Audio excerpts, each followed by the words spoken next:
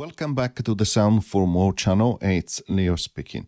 Today I have the pleasure to introduce you to AudioScope from 4Pockets, a fantastic new live mixer and much more. Before I continue, I would like to remind my viewers to subscribe as it helps with growing the channel. Thank you very much. And if you would like to participate in the giveaway, please do check the instruction in the video description and check that the giveaway is still active and winners have not been announced. Thank you. Okay, so we are inside the AUM as it works as an AUV3 plugin. It doesn't work only inside AUM. There are other tools as well, or other DAWs where it works with. The first thing I want to go through is the setup. So what I have here is Helium, and I have created actually a number of tracks. The first one contains some strings or pads. Then I have the second one here, which contains effectively a bit of keys, almost like some mallet. Then the third one is actually a bass itself, okay, like so. And let me zoom out a bit. Okay, there it is. Now, each one of these tracks are connected to an instance of Copperhead, and inside the Copperhead, I used effectively presets from the Sound for More pack. Really nice. And then on the last audio channel here, I have Digistick 2, where I have created a simple kick drum pattern here, nothing more than that. We have a host sync enable as well, so that it will start to play alongside AUM transport control. This channel with Digistick 2 is on mute because I want to show you how you can use that as a sidechain. I have added a bit of a reverb, as you can see. You don't have to do that. I thought that would be a little bit nice, and it will also help to show also where you can make further adjustment. So you need to add AudioScope as an insert effect. So you type AudioScope like so, and then you select it. As you add it, this is what it looks like. Really nice interface. It's quite useful if you give it a name. So the first one, you click here where it says name, and you type, for example, strings or pad, for example, and you click set. Okay. We go for the second one as well, and we scroll down and we add again AudioScope, like so. Again, we rename that. Again, we maximize this. And this one is actually some keys. So we type keys and we click set. Okay. And then we go for the third one. Again, scroll down to activate the search. And again, we search for AudioScope, which there it is. Okay, and again, in this case, we name these bass, like so, and we click set. Finally, we add a last one, which will be alongside a Digistick 2, and we call this one just, sorry, we need to first load AudioScope, like so. And we name this instance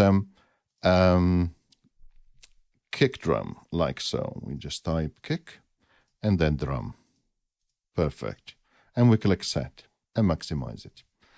Now, it doesn't matter which instance you click on it. You can go here where it says control, and then you can move from one to the other one. The first one is called string, keys, bass. You can move as you like between one or the next one as you prefer. And of course, the one which you have opened the instance for as this asterisk at the end, which it is really useful. And again, you can see the name which is changing.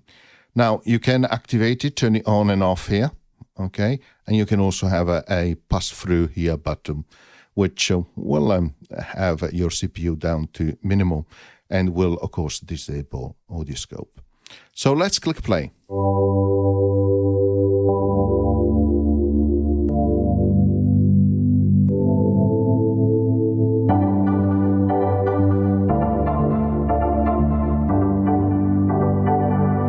Now you can see here just the strings, of course, and one of the first thing you can do is to change the mode from linear to logarithm, graph, etc. I'm going to show some of them now as it is playing.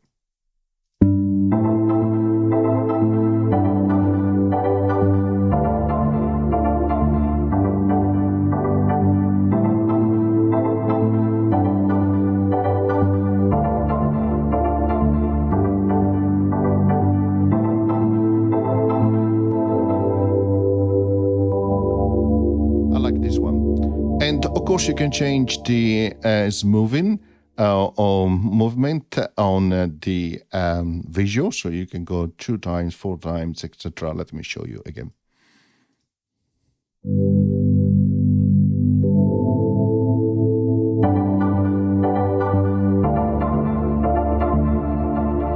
You can see on this last one with average 16 times, the movement are much smoother.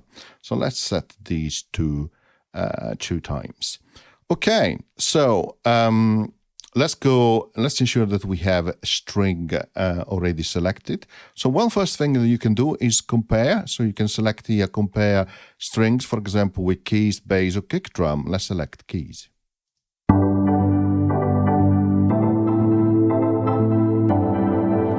And this one is quite nice because, of course, you can compare between different tracks. And indeed, if you load inside an audio channel, for example, a reference track, you can compare the active one on control with a reference track. And then if you get all the different audio sources going through a mix bus, and then you take that mixed bus inside an audio source and you put AudioScope there, then you can effectively compare all the mastering to a reference track, because you can use these as a live mixer, but also as a mixing tool. Really, really nice.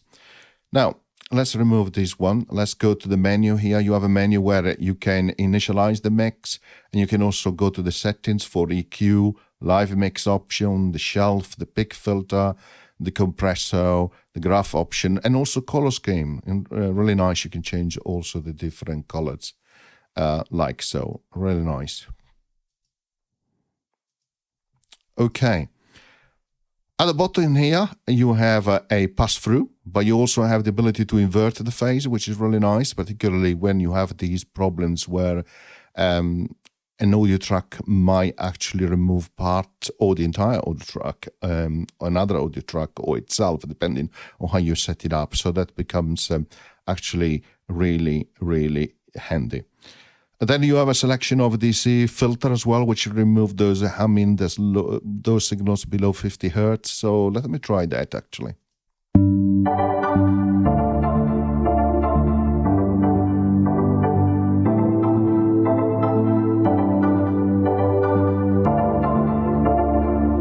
And you can hear the difference already. I have applied that on the bass. As you can see, I have selected a bass. Then what you can do, you have a temp band equalizer, you have a mixing, of course, and where you can pan, etc., increase the volume. You have shelf, you have peak with 3 parametric EQ, and then you have a compressor. And as you can see at the bottom right, you can select also your side chain source. Now let me show you, for example, how the shelf works, and let's start to apply it to the strings, because there are some clicking on the high side which are not really nice. So let's click shelf, and then what you can do, you can click here, move both on the top side or on the bottom side, and then change the gain here.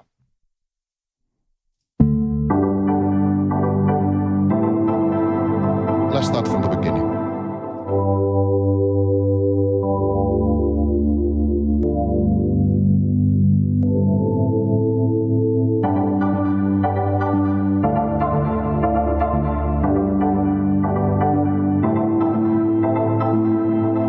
Nice, really better. You don't hear those clicking anymore. And perhaps I can apply that also on the keys. Let's try.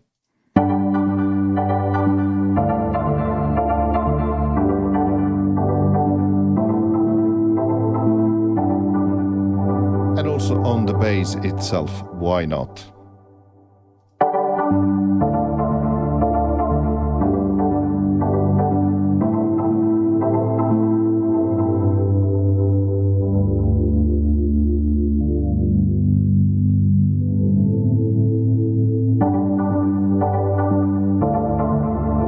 Really nice. You have here a window for your meters, which becomes really handy to check the overall volumes, amplitude, and you also have peak frequency as well, which is really nice. It shows you what is the peak frequency. Let me show you.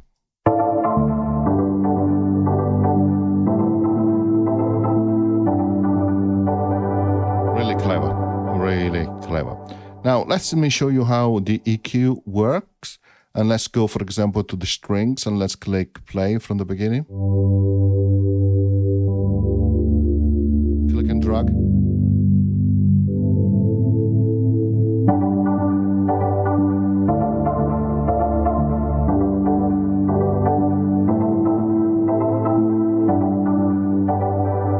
Nice and simple, works really, really well. Let's go to the bass and let me show you how the pick works. So let's click play.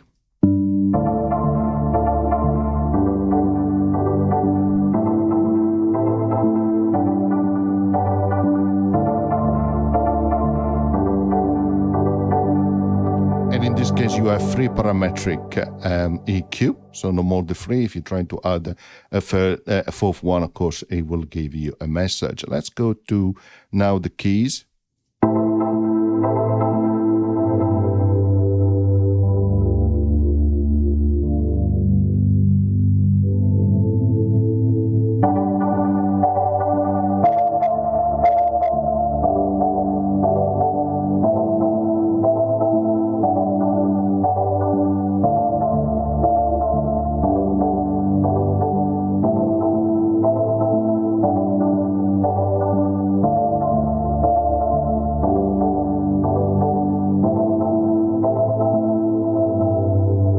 Let's stop there. And now let me show you how the mixing work. As you click mix here, you have a selection of a mix bar there as well. You see the controls have changed. Like in this case, if you select shelf, you have meters and frequency. If you have a mix, you have mix bar and snapshot. So when you are in mixing, right, click and hold mix.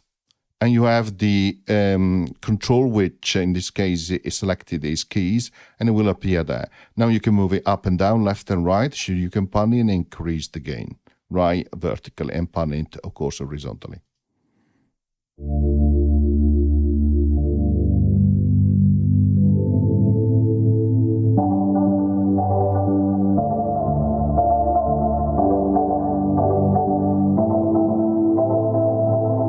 And of course, you can go to the others. So you can say, bring in the string, click and hold mix, and you have strings there as well. And then we can go to, for example, the bass, click and hold the mix, and you have the bass as well. Now, one of the things which is really cool is you can click on mix bar and you have this new window where you can change some options, of course. You can enable or disable the live mix, reset the mix settings, etc., etc. And there are some options which are quite nice, actually. For example, you can change the style here, which is really nice, and also the dB range as well. But you can set 3 different mixes, which you can recall. You can mute or solo one part. You can change the stereo width, and then you can add one control which is selected, one audio source which is selected to groups, and then you can filter by groups, which is particularly useful when you have like 16, 20 different tracks. You can move things up and down as well, which is really, really nice. But let me show you. Let's click on, let's click and hold mix A, like so. It says mix saved. Then let's move the strings to the left, the bass to the right, the keys at the top. Let's click on mix B. Now, as I click on mix A, you see, it changes the configuration, mix B, etc. And this is really cool.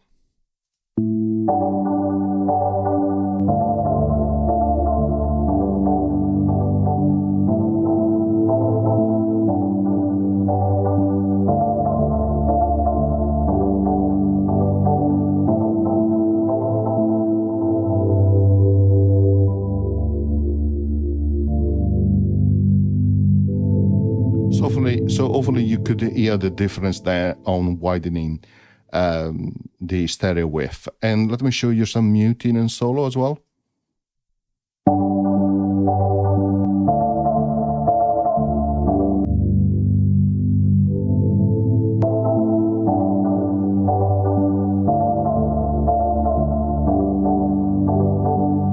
In this case, I have added a string to the group strings. Let me close these up. This window, let's go to group filter and select only, for example, string. It says there is one. And as you can see only string now. And then if you click all here, it goes back to default settings. Additionally, there is another option, which is snapshots, which is really, really cool. Really, really nice. Let me show you. So let's open it up and let's click and hold snapshot. And we say this will take a transition of 4 seconds. Then let's move things around a little bit like that. Click and hold on the second snapshot.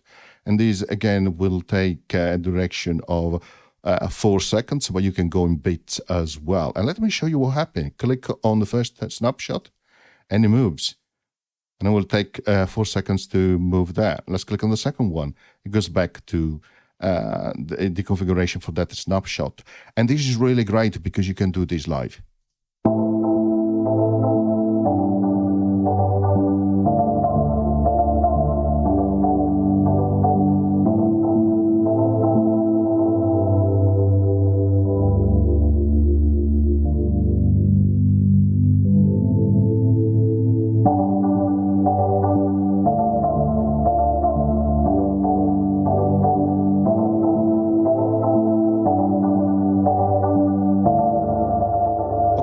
Okay, so let me show you finally the compressor. As you can see, you have a selection for an attack here. For the release, you have the threshold, and then you have a gain. So what do? Click on sidechain. Let's select the track that you want to use to drive, for example, on string. Let me choose string first, like so. And let's get that kick drum to work as a sidechain against the strings, okay? Let's click play and make some adjustment on the threshold.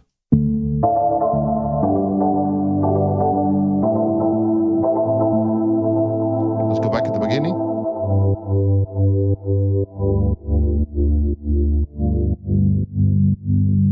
And you can hear that the strings is impacted from the sidechain coming from the kick drum. Okay, I'm going to stop here for this first introduction. I hope you enjoyed, and as always, see you next time. Bye.